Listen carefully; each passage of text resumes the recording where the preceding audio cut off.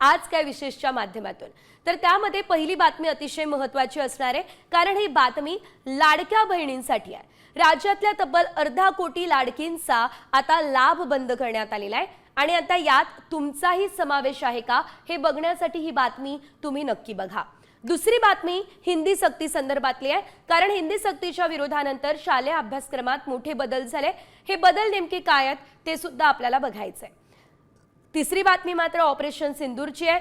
संसदेच्या दोन्ही सभागृहात ऑपरेशन सिंदूरवर 16 तास चर्चा होणार आहे आणि या चर्चेत विरोधक सरकारला घेरण्याच्या तयारीत आहेत। तर या तीनही बातम्या आपल्याला सविस्तर आज काय विशेष मध्ये जाणून घ्यायच्या आहेत।